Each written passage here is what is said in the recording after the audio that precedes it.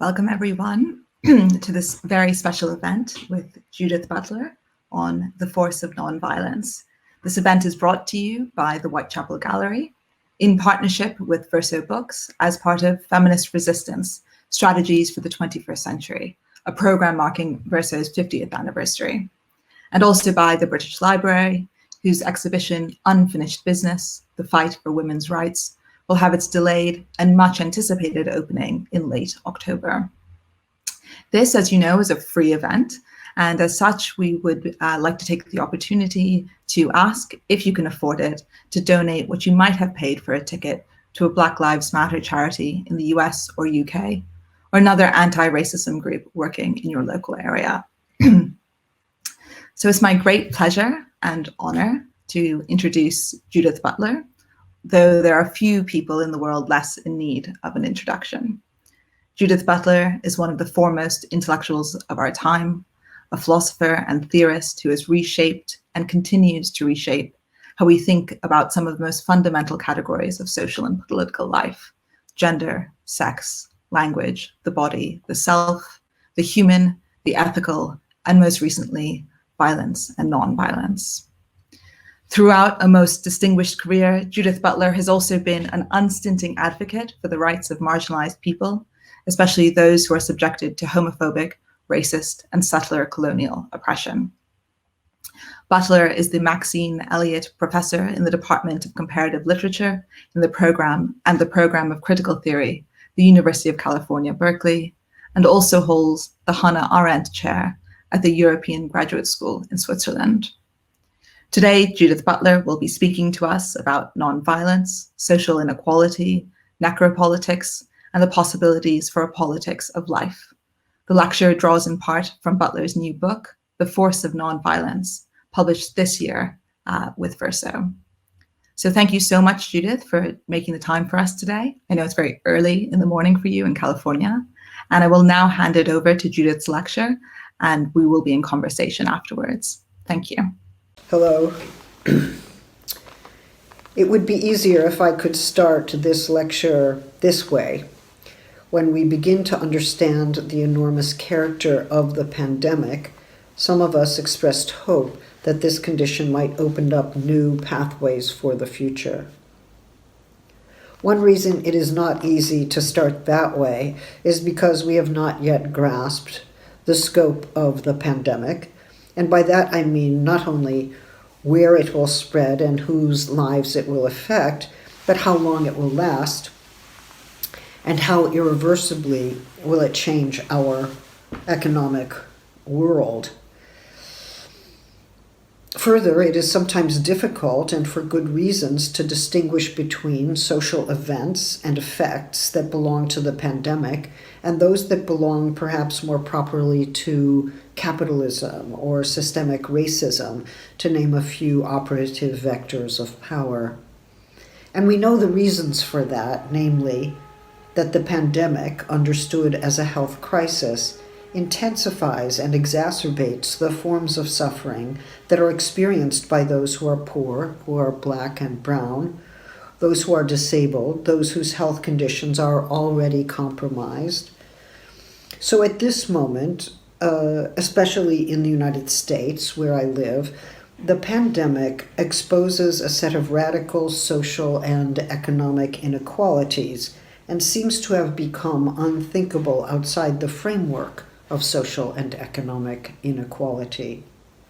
I want to return to that in a moment, for my argument will be that we ought not to separate social inequality from our understanding of violence, and that the reasons for that refusal, on my part, are both philosophical and political. But still, let me return to the second part of March of this year and the early weeks of April, when it would appear the lockdown, the shutdown, the sheltering in place gave rise to a surprising form of optimism. After all, if the world was shutting down, that meant that capitalism was shutting down. If the world was shutting down, then all of its radical inequalities were shutting down as well. Arundhati Roy spoke poetically of a portal opening onto a different future. I will not be debunking those views in what follows, but I will be asking how they might be renewed within the present landscape. There was something about seeing the economic and social machinery grinding to a halt that gave rise to the hope that we were being given a chance to remake the world. And yet in May and June, and certainly now in July, where the reopening of the world has taken place in part, it appears rather to be a restarting of the economy, as if the world could not or should not be anything other than the economy in its present form. Perhaps we were wrong to think that the workings of capitalism could suddenly come to a halt, that people would see the natural world renewing itself, come to lament the radical forms of exclusion and subordination that pervaded the social world, and start now to work together to produce a better world. Perhaps we were wrong to think, even for a brief duration, that the pandemic could function as a great leveler. We were not exactly wrong, but neither were we well prepared.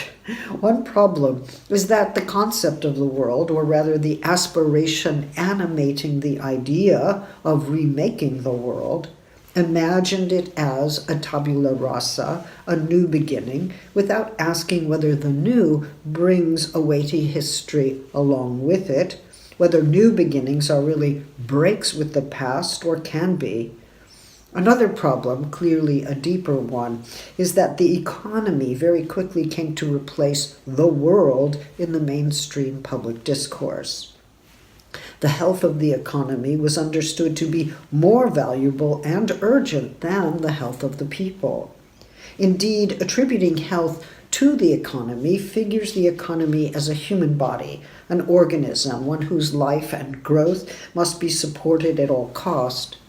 But the transposition of health onto the economy did not just transfer a human attribute to the economy, it drained health from the body precisely in order to establish the healthy economy. That seems to be how the organic figure of the economy is now working.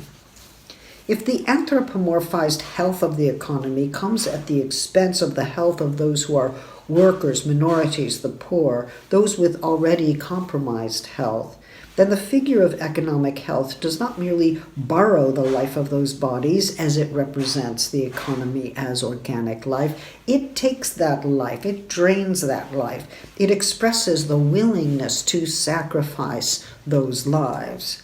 And in those senses, it is a life-taking figuration.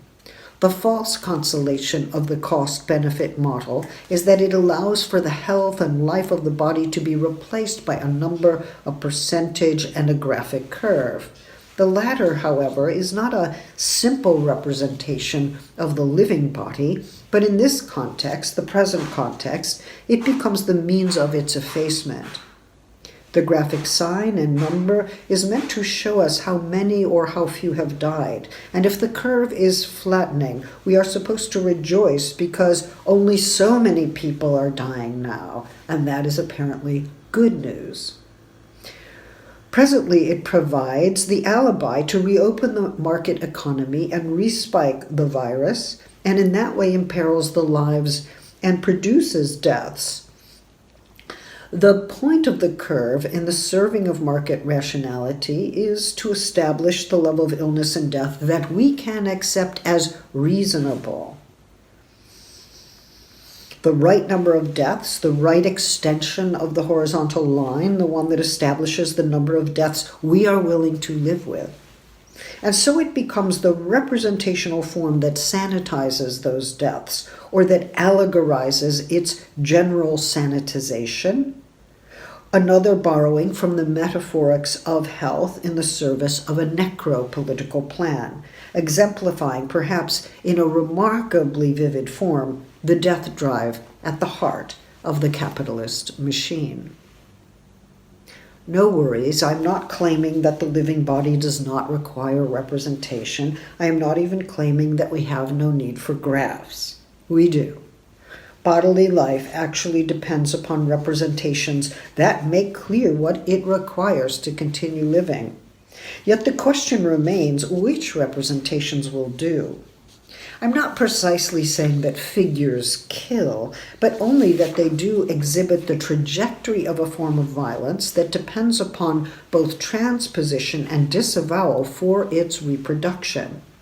If the world was replaced with the economy, and the economy understood as a market economy and a financial market was understood to be undergoing a health crisis, then it became ostensibly our responsibility to go back to work, to reopen the economy for business, to flood the churches and the gyms and the shops, even though that clearly meant that the virus would spread and more people would lose their health, even lose their lives.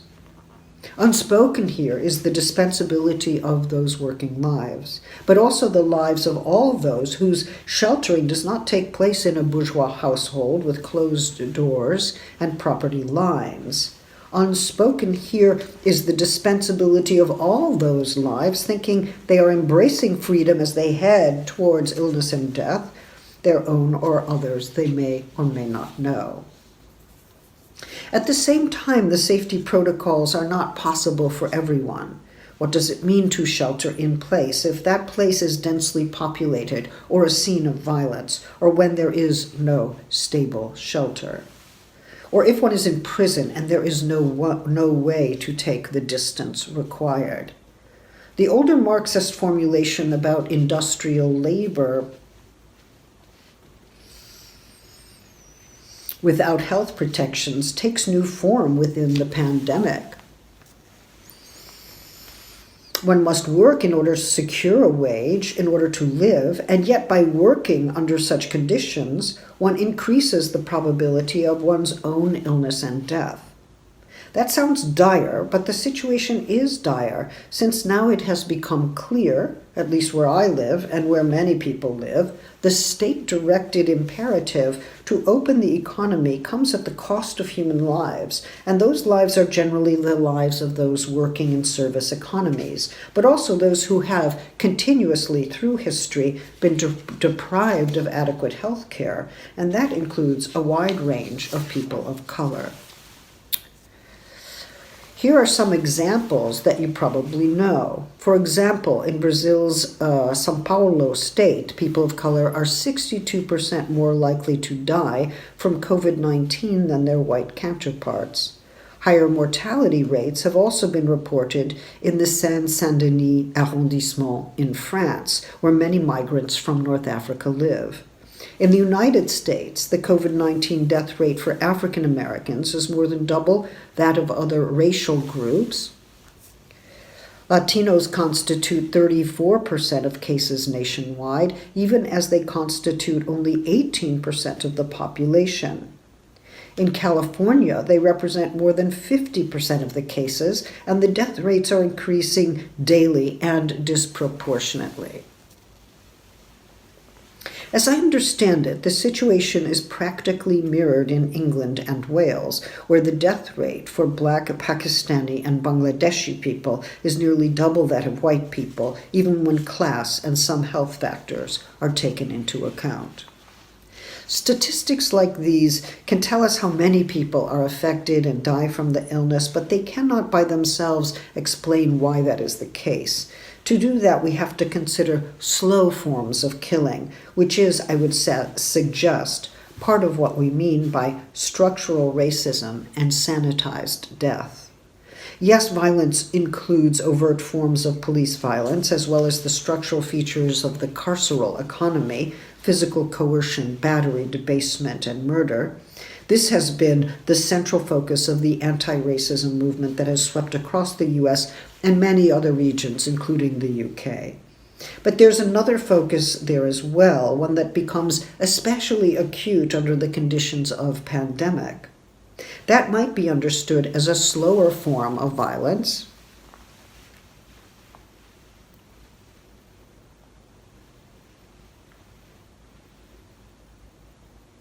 one whose pace and mechanism becomes nearly identical with the rhythms of ordinary life, or at least with the accepted rationale for work under conditions that guarantee the loss of life.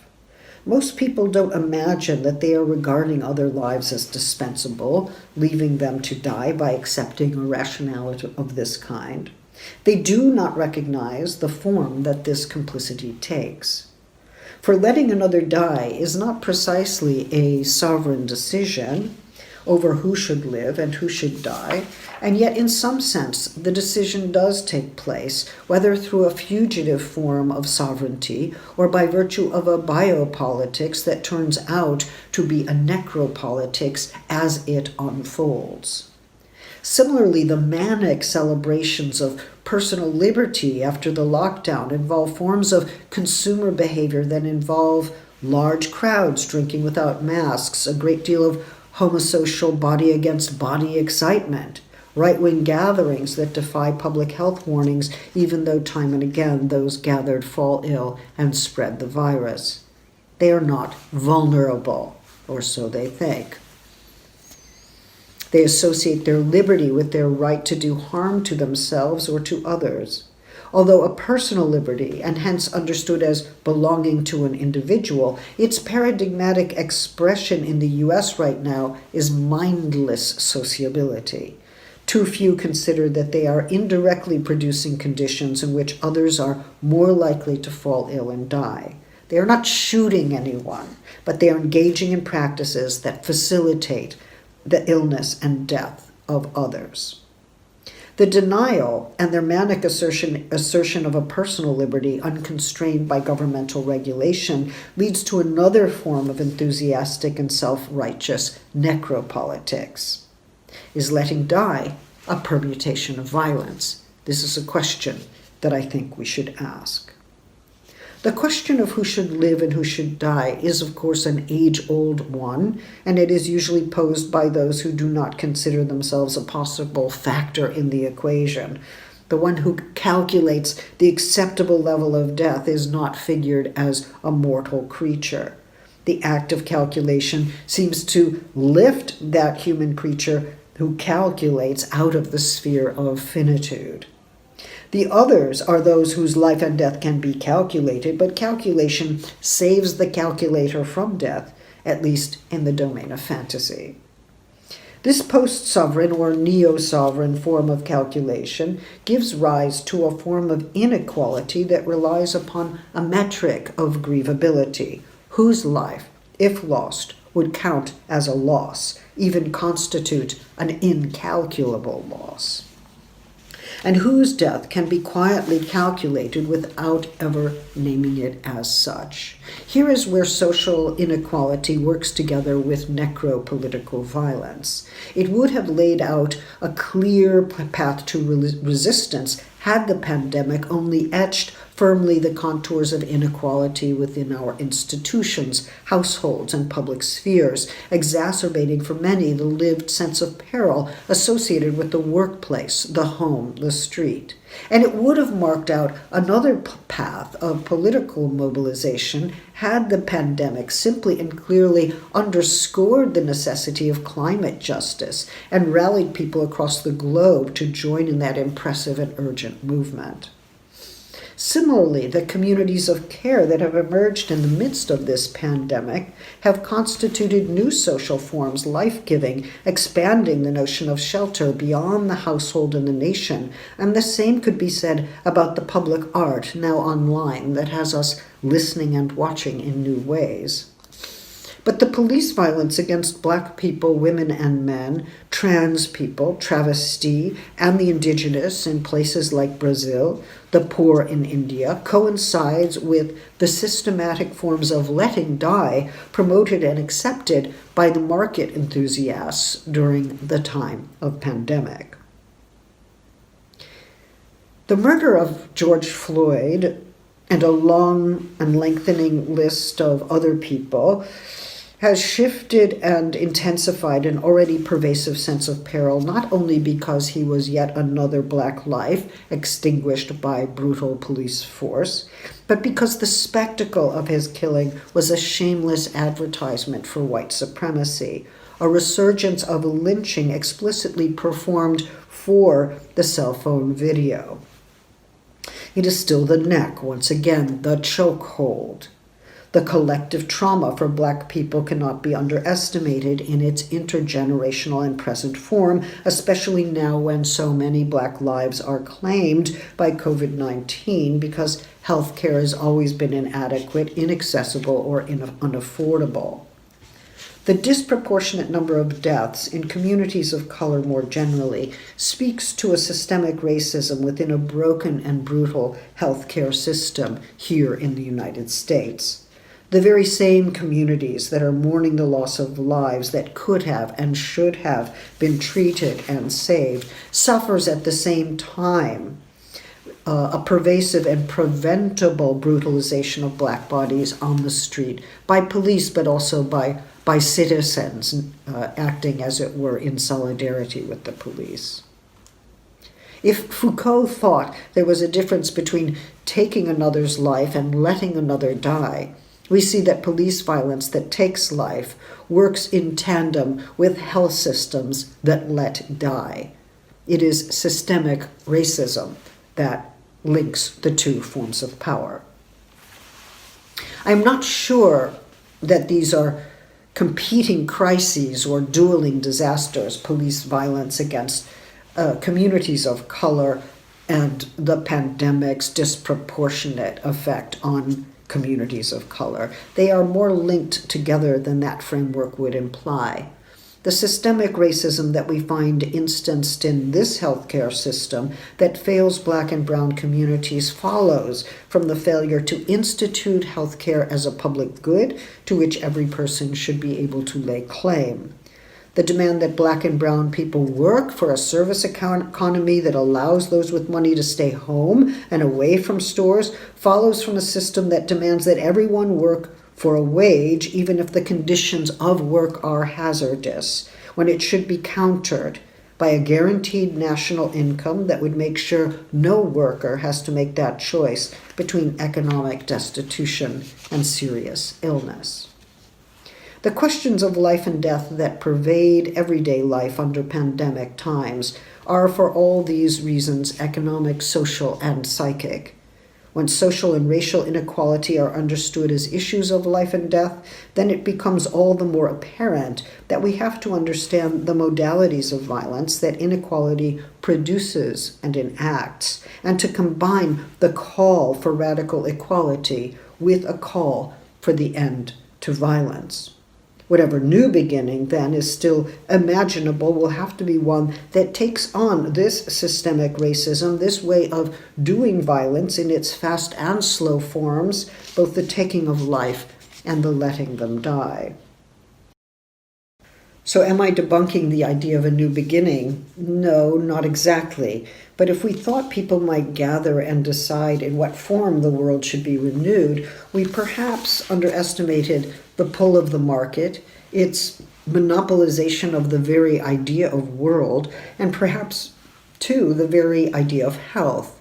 To renew and repair the world, it will be necessary to understand that the extreme form of social inequality is to be found in the explicit and insidious power over life and death.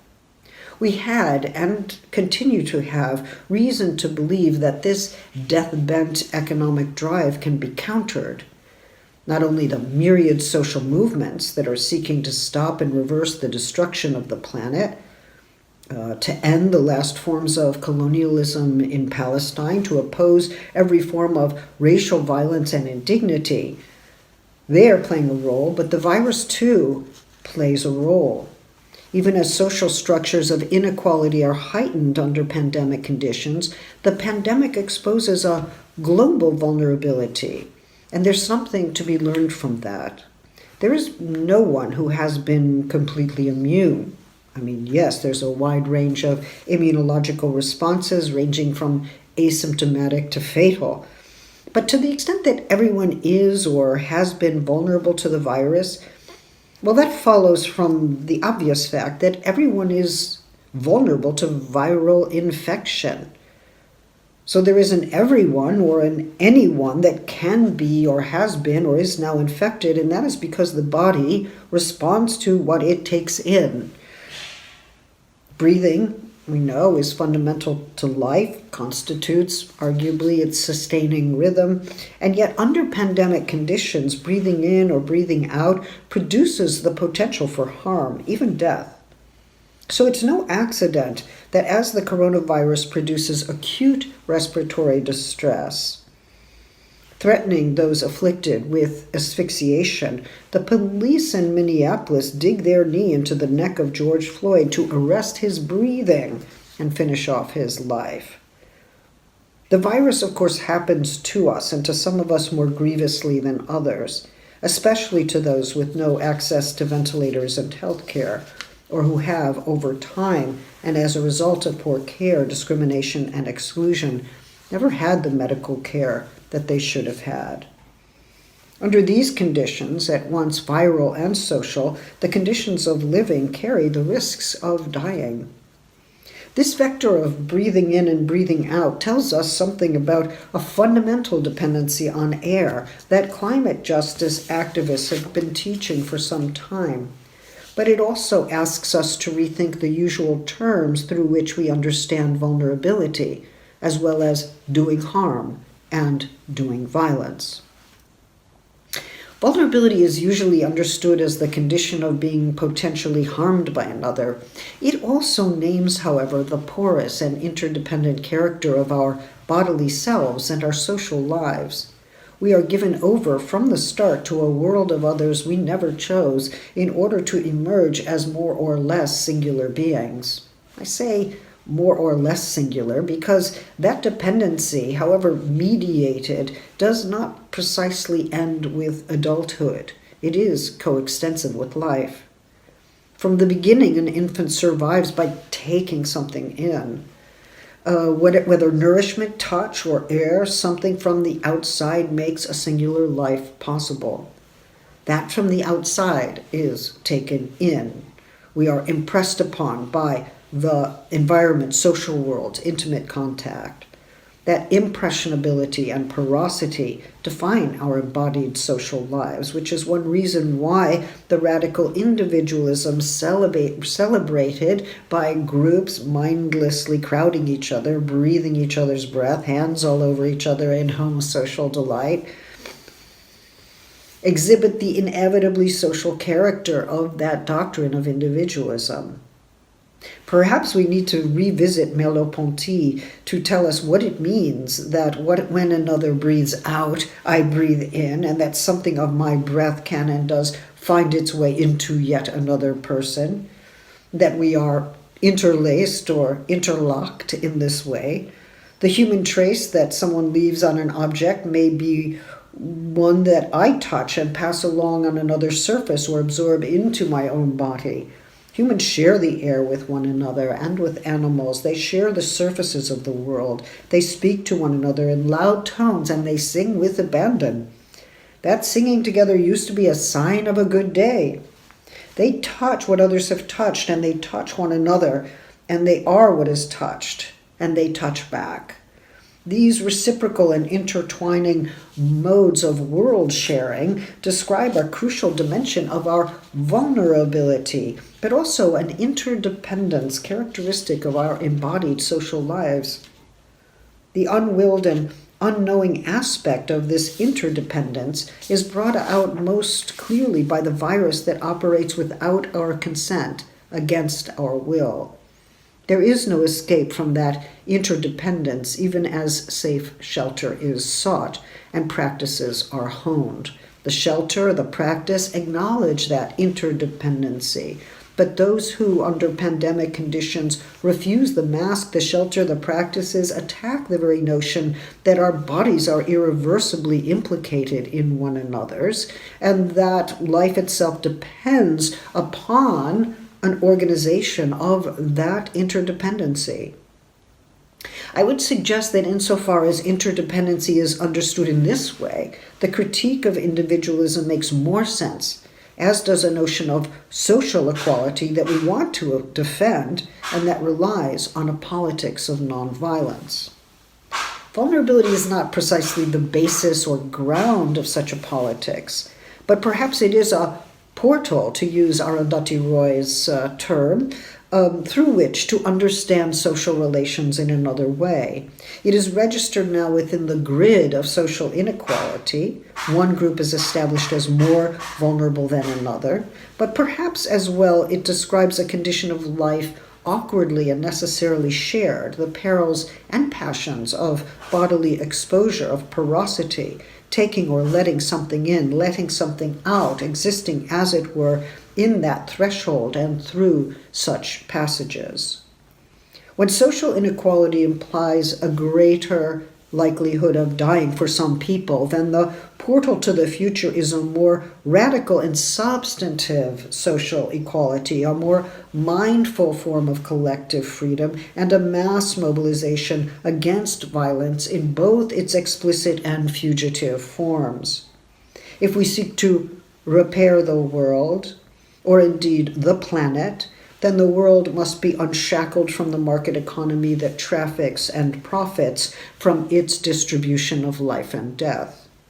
A politics of life would not then be a reactionary one, nor would it be simple vitalism. It would rather be a reflection on the shared conditions of life for the purposes of realizing a more radical equality, honoring a non-violent mandate, and discovering the conditions we need for a more livable life. Perhaps this is a way to begin again the world, even as that world is already underway, to repair forward, as it were, as a new imaginary emerges from the hauntings of the present. Thank you so much, Judith, for that wonderful talk, which I think offers us a very powerful analysis of our current moment, which seems to me often a moment where there's nothing non-banal to say, but you proved us wrong in that case. So as you say, this pandemic is a crisis in itself, but also a crisis that exacerbates and kind of inflects pre-existing crises of capital and care and caste and race and climate. And so it exposes, well, for those who weren't already well aware, our kind of profound and often unwitting interdependence, but also the interdependence of various forms of oppression. So it's no surprise then that we have a Black Lives Matter uprising in response to George Floyd's murder in the context of a pandemic that in the US and around the world is disproportionately letting die poor people and people of color. So what I wanted to ask you is this first, is this thing you said in the very beginning about which was a sentiment that I think lots of us on the left shared, which was that we never thought a virus would do it, but there was this moment when all of a sudden the virus had shut down the world, by which we mean the capitalist mode of production. And this moment contained this kernel of radical hope. And now, some few months later, despite, I think, glimmers of extraordinary political activity, that hope is fading. And the world, by which we mean, in this case, the economy, is returning to normal. And the same people are paying and the same people are benefiting. And the structures of domination seem to be calcifying. And so you say that we weren't exactly wrong to be hopeful. And by here, I think you mean the left. But that nonetheless, we were unprepared or insufficiently prepared for this moment. And I want to know where exactly you locate this lack of preparation. Is it about a lack of a kind of compelling ideology critique of the notion of economic health? Or is it about being insufficiently inarticulate about the connections you draw between active killing and letting die? Or in general, how could the left have been better prepared for this moment? Oh, I don't think that I want to be involved in blaming the left or in ourselves, including myself as part of the left. I think rather that there were two responses. If we think about it, there were those who said, "Oh, this pandemic is going to only intensify inequalities." And produce greater degrees of destitution and abandonment for marginal peoples. And then there were others who thought, no, let us think about this. We are already acting and thinking across nations and languages, that this is global, that this gives us a chance to come up with a different approach to healthcare, to the environment, and to the economy. So, I think there were, in fact, kind of two camps. Like, you were either a very intense pessimist, or you were trying to find the seeds of hope. But maybe all along, it was going to be a struggle, and not just between those two views, sort of dialectically staged as opposites, but a struggle that is the political movement itself, how to establish conditions of work that are acceptable, that are healthy, that pay a living wage, and how to do that in a way that does not imperil people, or leave people out.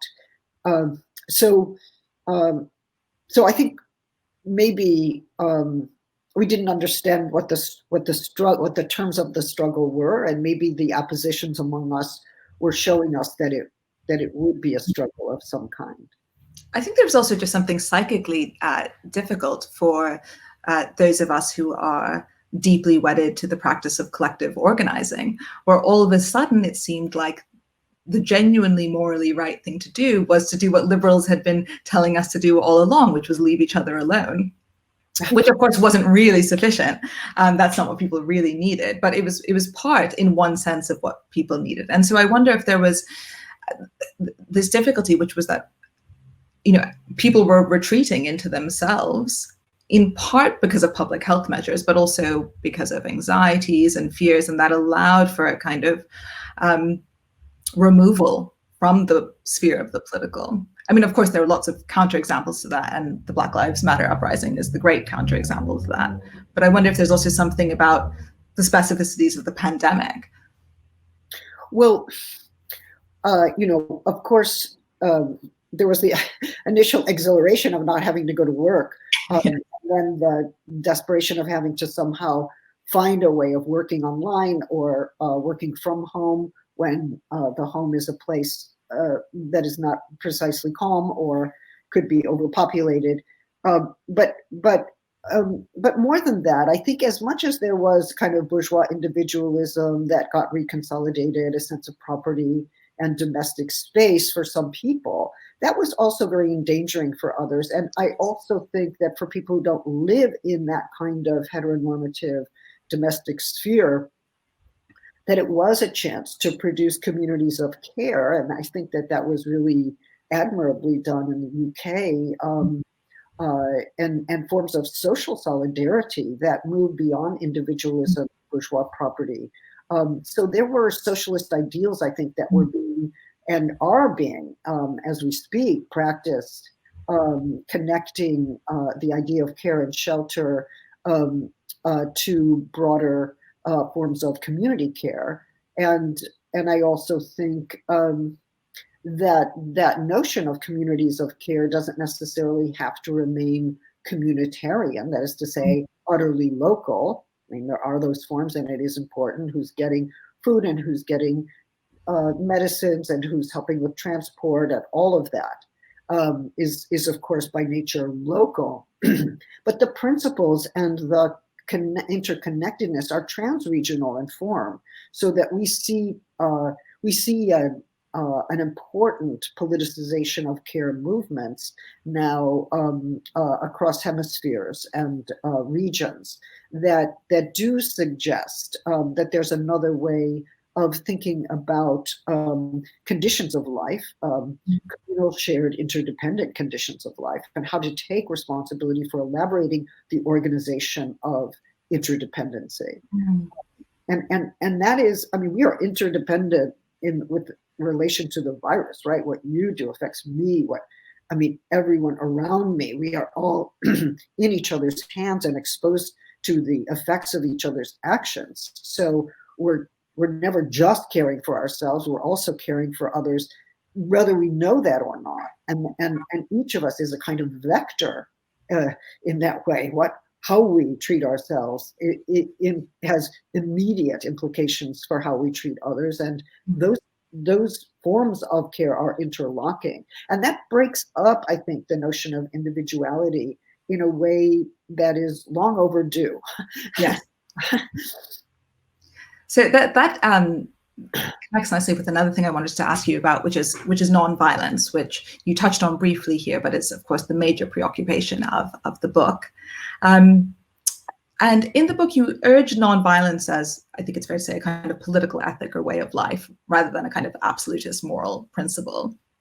And you don't understand nonviolence as a kind of state of passivity or calm, but as a kind of channeling of, it's sometimes channeling of aggressive instincts in a way that refuses to reproduce violence in the world. And you say that a politics of nonviolence must go hand in hand with a commitment to radical social equality, lest it reduce to a kind of defense of the status quo, as, for example, in the condemnations of, the violence of the Black Lives Matter protests. And so your central argument against violence, I take it, is that to act violently against another person, even in what's called self-defense, is to disavow this very fact that you're talking about of our kind of radical dependence and interdependence. So there's a kind of performative contradiction in violence, where the self is erased through a denial of its radical dependency on the object of violence. But I wonder what you would say about those selves that are arguably constituted by relations of violence and subjugation and exploitation. So there are people, those who exist at the top of social hierarchies of class, race, gender, and so on, who aren't just dependent on others, but who are dependent on the violence that's done to others, right? And so I wonder, for such people, why would a recognition of dependence prompt an embrace of nonviolence, since that embrace would seem to threaten the erasure of the self, which is constituted by relations of violence? And in fact, don't we see this precise mechanism at work, right? So rich people, for example, who are very keenly aware of their material dependence on a wide class of immiserated people, right? And who thus know that those people must be sort of violently kept in check in order to sustain themselves. So how do we work from a recognition of dependence to a political ethic of nonviolence for people so kind of constituted? Right. Well, you raised several really important questions, and I thank you for the acuity of your questions. They're excellent. First of all, let me just start with this: that too often, I think, theories of nonviolence have depended on the affirmation of a subjective disposition of love or passivity, or the conjunction of love and passivity, the refusal to act in a harmful way, and a refusal that comes from love of the other, a generalized other. But one reason I took up this topic in this book is that I was wondering, well, what does it mean if we assume aggression as part of love, or perhaps its opposite? Freud himself, I think, kind of waffles on that. And if we, if it's precisely as creatures who are capable of murder, who are overwhelmed by murderous impulse, how from that position do we develop an ethic of nonviolence? And I wanted an ethic or a politics of nonviolence, sorry, that would work with that fundamental aggression. Not to say that we are only aggressive, that is not the case, but to accept aggression as a deep and persistent component of psychic life. And I think that that there are ways of accepting aggression and not acting violently. that form the key for my for my thoughts on this. It's precisely in the midst of potentially murderous conflict that nonviolence is tested, like how to go about practicing nonviolence there.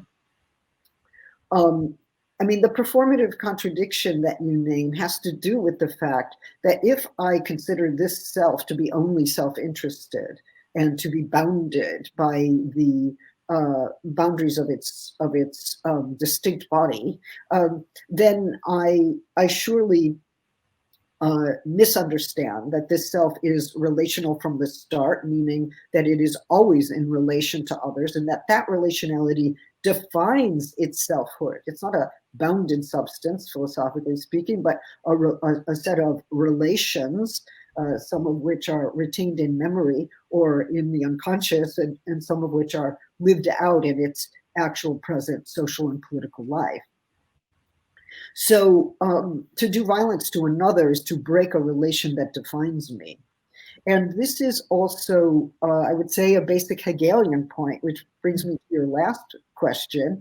What do we do about people who have colonial power or who are in positions of enormous wealth and who are dependent upon workers and to exploit those workers? How does interdependency change that? Well, interdependency changes that if we understand it as a form of equality. And in my view, I'm trying to elaborate a notion of interdependency that would imply social equality, but not just the equality that we establish among individuals, which takes us back to the individual as the basic unit.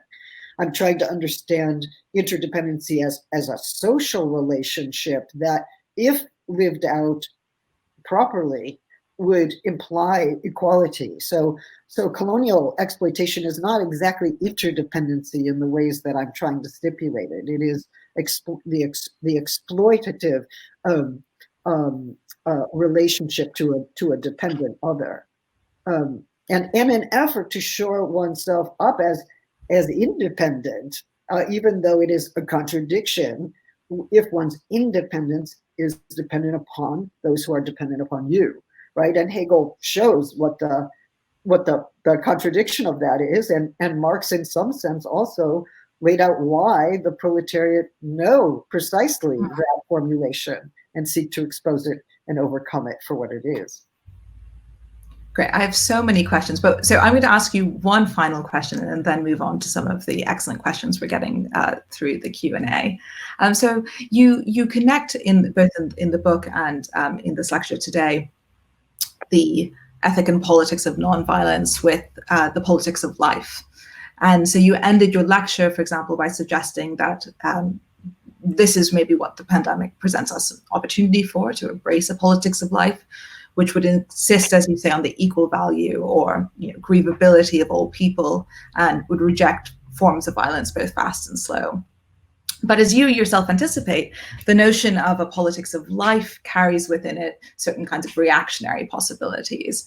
So I'm thinking here not only, for example, about the pro-life movement that seeks to tether women to their bodies and social roles as instruments of reproduction, but also, for example, to the ideological work performed by the Zionist discourse of a right to exist, as well as eco-fascist celebrations of life force, of nature, as opposed to the destructive scourge of reproducing humans.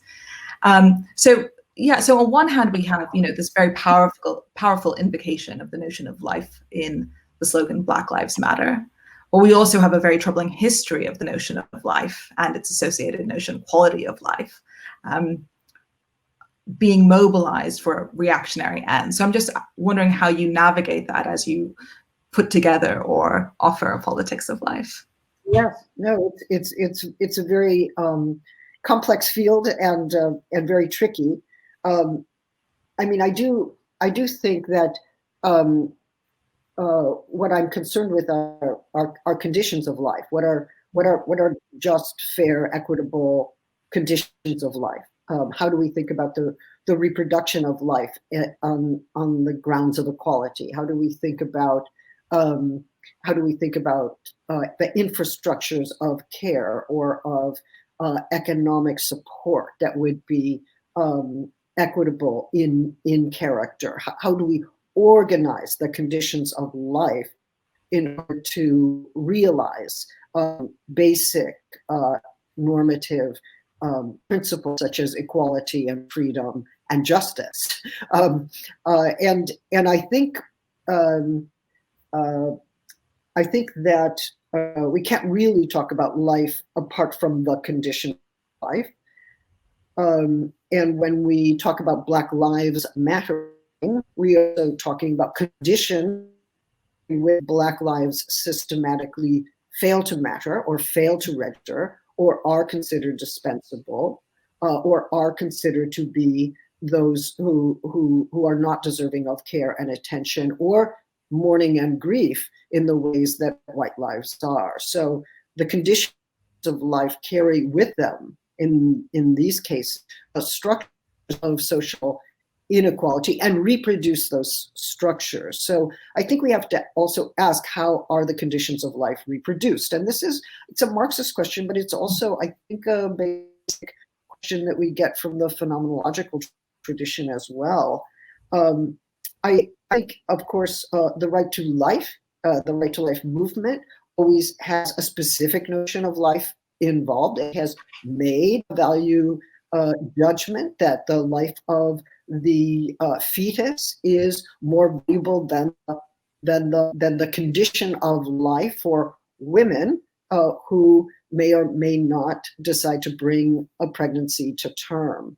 And so there's a war about whether we have, or those who bear children, okay, like gender careful here, those who with the capacity of children, should be able to determine the conditions of their life and to determine the conditions of bearing a child.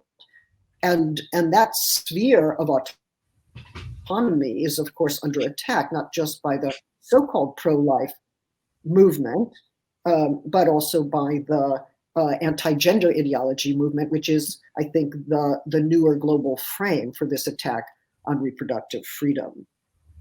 The right to exist, I mean, well, the right to exist when put forward by a settler colonial state like the state of Israel is a right for the state to exist. I think it plays upon the idea that the Jewish population as such has a right to exist. And of course, the Jewish population as such does have a right to exist. There's no question about that. But if the right of the state to exist is the way of guaranteeing or is advertised, promulgated as the guarantee of the continuation of Jewish life as such, then anyone who opposes the state of Israel is in some sense jeopardizing the future life of the Jewish people. And that is, I think, a nefarious kind of argument. It could even be argued that the state of Israel has done more to imperil Jewish life than most people would concede. So I think we need to think analytically about how that kind of argument is made. Right. I mean, these invocations of life are, of course, highly ideological, right? They're presenting supposedly universalist claims, but actually are making very particular claims that offer differential protections for different kinds of lives. But it's interesting in this connection that someone like Gandhi, at least on sort of Faisal Devji's reading of him in The Impossible Indian,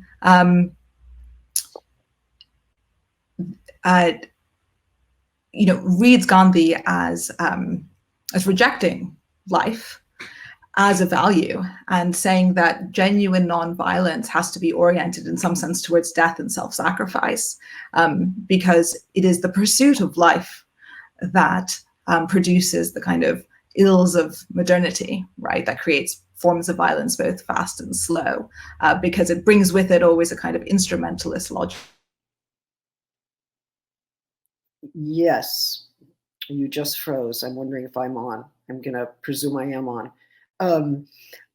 Thank you. I think I also agree that life can be overestimated in the sense that if we think about life as in my life, my egoistically oriented life, life as a matter of preservation or self-enhancement, then the pursuit of my life at the expense of all other ethical values is indeed a problem. And I think we need to decenter, if not diminish, the notion of my singular life, so that we actually come to understand ourselves more profoundly as socially related. Now, if the conditions of life are social and we are ourselves socially relational, then it would appear to me that we've moved beyond a Hobbesian idea of self-interest or a more generally classical liberal notion of self-interest and self-preservation.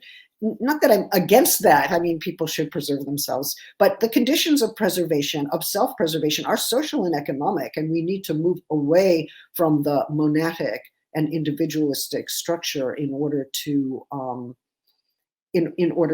really embrace and work with that social notion.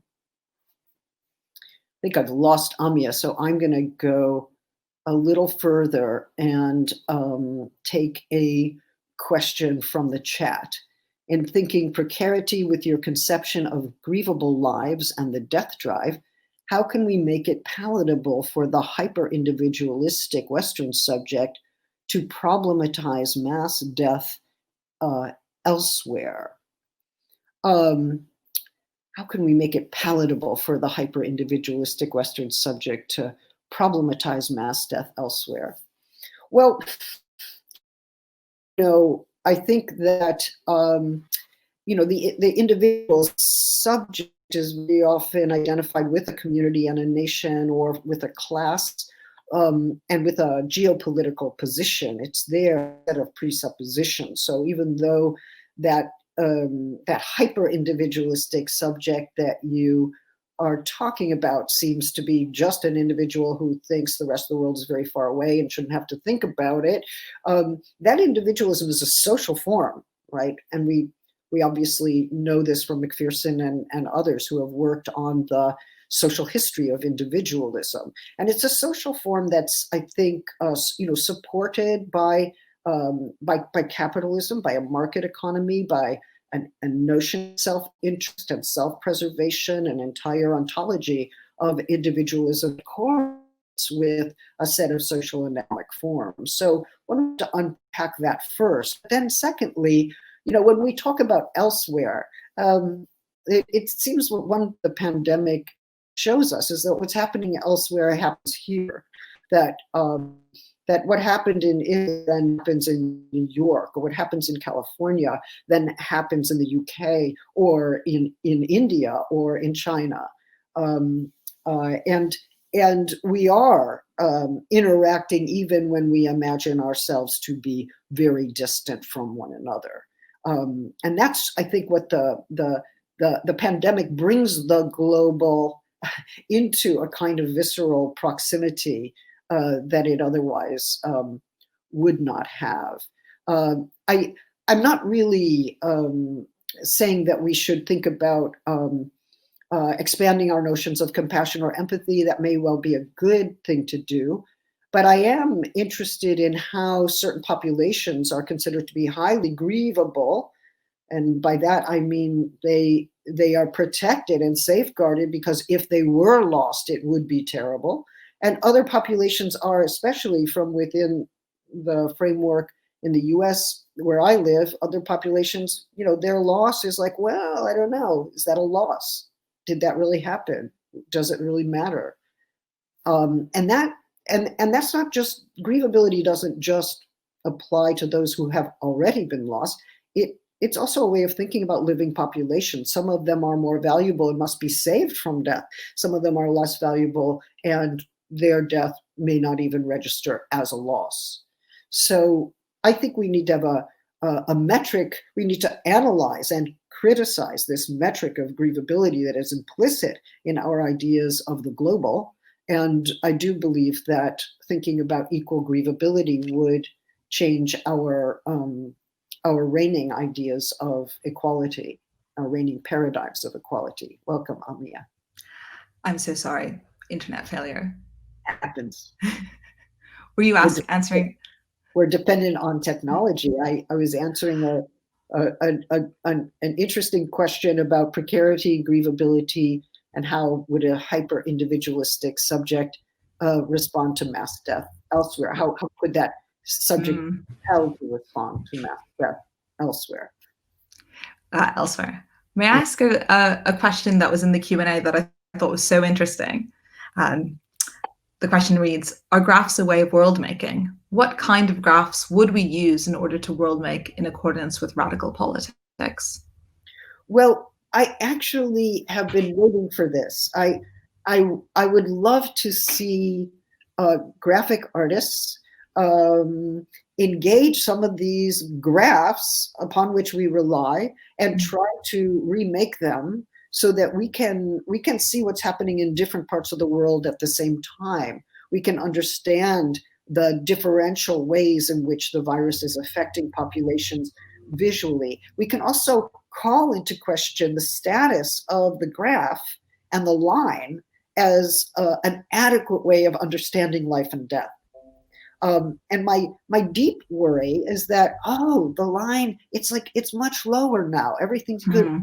Back to where the line is lower. That means you have decided the acceptable level of death.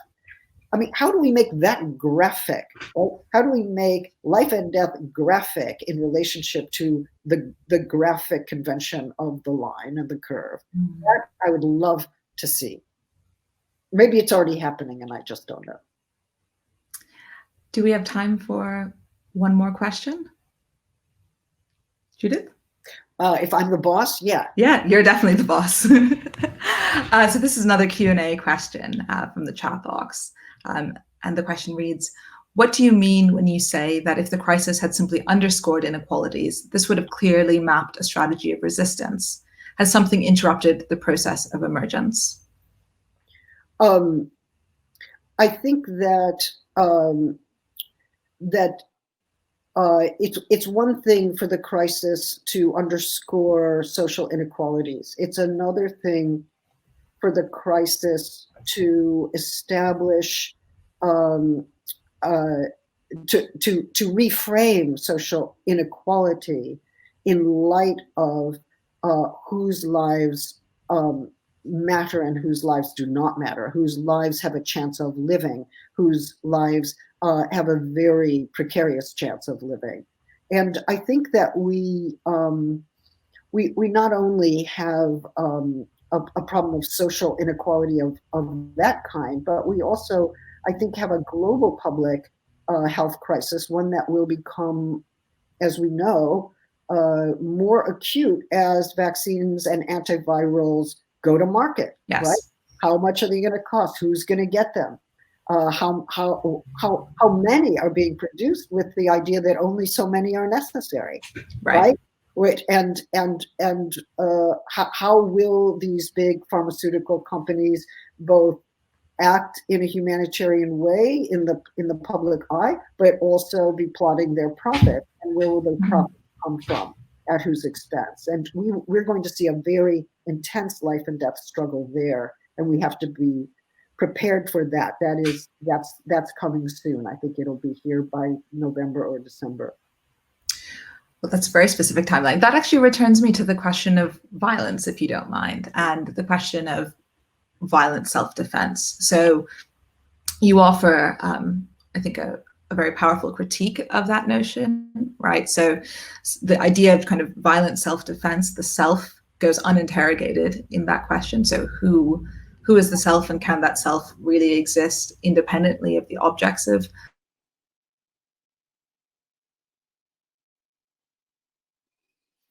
So I'm going to violence. Yeah. Right. So I was just going to, mention, for example, invading Iraq on self-defense grounds, or having a huge military state that engages in aggressive settler colonial projects out of self-defense, right? We can see invocations of assault everywhere. What I wonder, though, is what do you think of the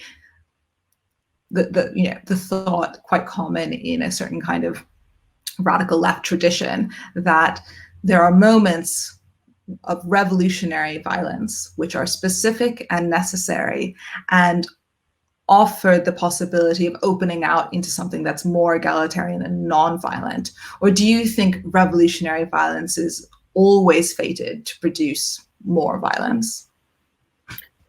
I think that I have a much more narrow question. I think that this question goes along with any reflection on revolutionary violence, which is it the case that the form of violence that's being engaged in makes for a more violent world? Does it can it ever remain a mere instrument, violence as a mere instrument for achieving nonviolent goals? Can it ever remain constrained within its instrumental function, or does it become an end in itself? And so one question I have about violence is whether, as it becomes unleashed, does it reproduce itself and become an end in itself, or does it pervade the world, and so diminishing our sense of expectation about producing a better world, a more just world, a more nonviolent world? And so I'm not saying I would never be in favor of revolutionary violence, but I do think there's always a question that goes along with it. So I'm a gadfly. I'm a gadfly. That's a great philosophical tradition. For revolutionary violence. That's my goal. That's fantastic. I think that's a wonderful note to end on, unless there's anything else you would like to say, Judith. No, I'd just like to thank you, Amia, for your engagement. It's a pleasure speaking with you. And thanks to all of our various hosts today. I really appreciate the care with which this event was put together. Well, thank you so much. This has been really wonderful. Thank you so much for taking the time. Bye now.